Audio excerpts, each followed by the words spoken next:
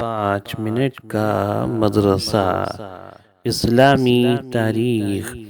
حضور صلی اللہ علیہ وسلم غار حرا میں نبوت ملنے کا وقت جتنا قریب ہوتا گیا اتنا ہی آپ صلی اللہ علیہ وسلم کے لیے خلوت اور تنہائی محبوب بنا دی گئی۔ سب سے الگ ہو کر اکیلے رہنے سے آپ کو بڑا سکون ملتا تھا۔ آپ اکثر کھانے پینے کا سامان لے کر کئی کئی دن تک مکے سے دور جا کر حرا نامی غار میں بیٹھ جاتے اور ابراہیمی طریقے اور اپنی پاکیزہ فطرت کی رہنمائی سے اللہ کی عبادت اور ذکر میں مشغول رہتے تھے۔ اللہ کی قدرت میں غور و فکر کرتے رہتے تھے اور قوم کی بری حالت کو دیکھ کر بہت غمزدہ رہتے تھے۔ جب تک کھانا ختم نہ ہوتا آپ شہر واپس نہیں آتے تھے۔ جب مکے کی وادیوں سے گزرتے تو درختوں اور پتھروں سے سلام کرنے کی آواز آتی۔ آپ دائیں بائیں اور پیچھے مڑ کر دیکھتے تو درختوں اور پتھروں کے سوا کچھ نظر نہ آتا تھا۔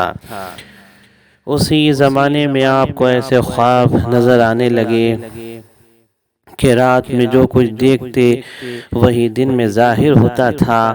یہی سلسلہ چلتا رہا کہ نبوت کی گھڑی آ پہنچی اور اللہ تعالیٰ نے آپ کو نبوت عطا فرمائی۔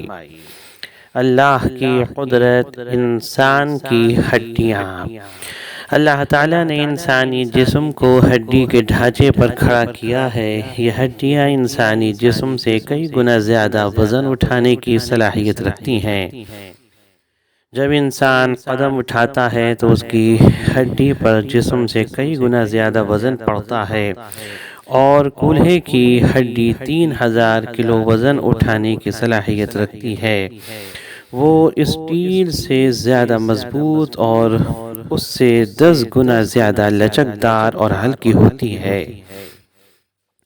اگر یہ ہڈیاں بھی اسٹیل کی طرح وزنی ہوتی تو ان کا وزن ہمارے لیے ناقابل برداشت ہو جاتا۔ بے شک ان ہلکی پھلکی ہڈیوں میں اسٹیل سے زیادہ قوت و طاقت پیدا فرمانا اللہ کی زبردست قدرت ہے۔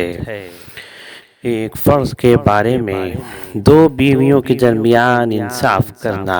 حضرت ابو ہریرہ رضی اللہ عنہ سے روایت ہے کہ رسول اللہ صلی اللہ علیہ وسلم نے فرمایا، جب کسی آدمی کی 2 بیویاں ہوں اور وہ ان دونوں کے درمیان انصاف کا معاملہ نہ کرے تو وہ قیامت کے دن اس حالت میں آئے گا کہ اس کا آدھا دھڑ گرا ہوا ہوگا۔ ترمذی۔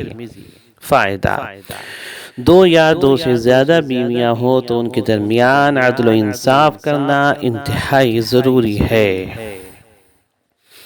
ایک سنت کے بارے میں، چھینک آئے تو منہ پر کپڑا یا ہاتھ رکھے۔ حضرت ابو ہریرہ رضی اللہ عنہ سے روایت ہے کہ رسول اللہ صلی اللہ علیہ وسلم کو جب چھینک آتی تو آواز کو آہستہ کرتے اور چہرہ مبارک کو کپڑے سے یا ہاتھ سے ڈھانپ لیتے۔ ترمذی۔ ایک اہم عمل کی فضیلت، استنجا کے وقت قبلے کی طرف رخ نہ کرنا۔ حضرت ابو ہریرہ رضی اللہ عنہ سے روایت ہے کہ رسول اللہ صلی اللہ علیہ وسلم نے فرمایا، جو شخص خانہ پیشاب کرتے وقت قبلے کی طرف رخ نہیں کرتا اور نہ پیٹھ کرتا ہے تو اس کے لیے ایک نیکی لکھ دی جاتی ہے اور ایک گناہ مٹا دیا جاتا ہے۔ طبرانی اوسط۔ ایک گناہ کے بارے میں، تجارت میں جھوٹ بولنا۔ حضرت عبد الرحمن بن شبل رضی اللہ عنہ سے روایت ہے کہ رسول اللہ صلی اللہ علیہ وسلم نے فرمایا، تاجر لوگ بڑے گناہگار ہوتے ہیں۔ لوگوں نے کہا، یا رسول اللہ، کیا اللہ تعالیٰ نے تجارت کو حلال نہیں کیا؟ آپ صلی اللہ علیہ وسلم نے فرمایا، ہاں بے شک، لیکن وہ قسم کھا کر گناہگار ہوتے ہیں اور بات کرتے ہوئے جھوٹ بولتے ہیں۔ مستدرک۔ دنیا کے بارے میں بد نصیبی کی پہچان۔ حضرت انس رضی اللہ عنہ سے روایت ہے کہ رسول اللہ صلی اللہ علیہ وسلم نے فرمایا، 4 چیزیں بد نصیبی کی پہچان ہیں۔ نمبر 1 آنکھوں کا خشک ہونا، یعنی اللہ کے خوف سے کسی وقت بھی آنسو نہ ٹپکے۔ نمبر 2 دل کا سخت ہونا، یعنی آخرت کے لیے یا کسی دوسرے کے لیے کسی وقت بھی نرم نہ پڑے۔ نمبر 3 امیدوں کا لمبا ہونا۔ نمبر 4 دنیا کی حرص و لالچ کا ہونا، ترغیب و ترہیب۔ آخرت کے بارے میں سب سے پہلے زندہ ہونے والے۔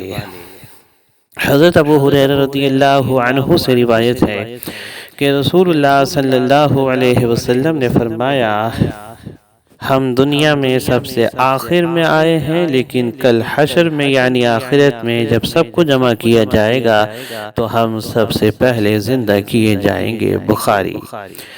طب نبوی سے علاج، بچھو کے زہر کا علاج۔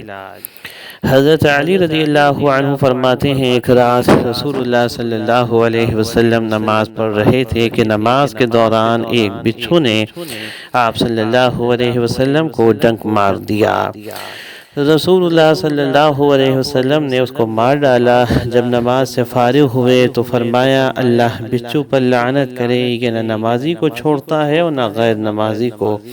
پھر پانی اور نمک منگوا کر ایک برتن میں ڈالا اور جس انگلی پر بچھو نے ڈنک مارا تھا اس پر پانی ڈالتے اور ملتے رہے اور سورہ فلق اور سورہ ناس پڑھ کر اس جگہ پر دم کرتے رہے۔ شعب الایمان۔ قرآن کی نصیحت۔ قرآن میں اللہ تعالیٰ فرماتا ہے، تم اپنی اولاد کو فقر و فاقے کی وجہ سے قتل نہ کرو، ہم انہیں بھی روزی دیتے ہیں اور تمہیں بھی، یقین جانو کہ ان کو قتل کرنا بڑی بھاری غلطی ہے۔ سورہ بنی اسرائیل آیت نمبر 31۔